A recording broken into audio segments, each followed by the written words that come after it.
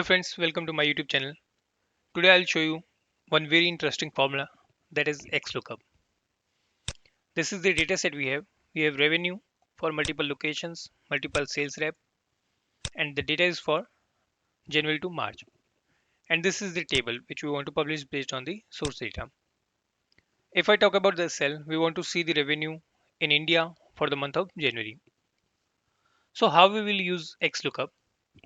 The first thing, if I compare XLOOKUP with VLOOKUP, in XLOOKUP, we can look up the value from left to right or right to left, both. So this is the advantage we have using the XLOOKUP. So let's start with XLOOKUP. You can see this is the syntax we have for XLOOKUP.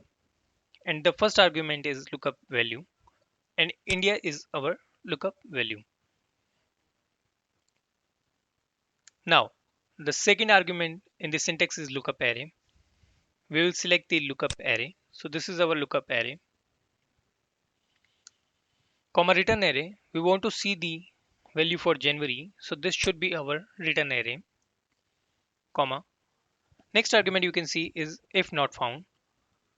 So if nothing is found using this formula, you can specify like not applicable, but we will skip this step. So in order to skip this step, we will hit comma again.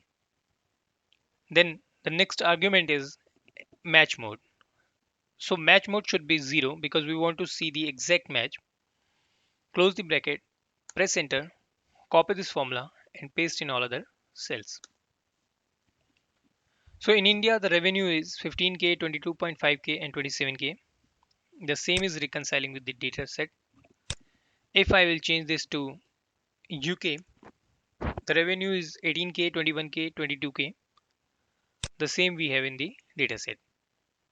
Now, I will show you one more trick which we can use using the XLOOKUP.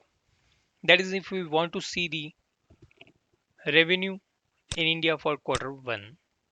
So instead of like January, February and March separately, we want to see the total value for quarter 1. So how we will apply? We will start with sum, then we will start XLOOKUP. Same, the first argument is lookup value. This is our lookup value, comma, lookup array. So this is our lookup array for the locations. Now, the next argument is return array. And now, in this case, for quarter 1, this should be our return array. We are going to select all the revenue values, that is January to March, comma, value if not found, we will skip this step, so use comma. Next argument match mode. In this case we want to see the exact match again, so we will use 0. Close the bracket, press enter. In India for quarter 1 we have revenue 64.5k, so this is the same we have in the dataset. Let's change this to UK. We have revenue 61k in quarter 1, the same we have in the dataset. So friend, this is the great feature which we can use in your day-to-day life. Use XLOOKUP with the sum formula.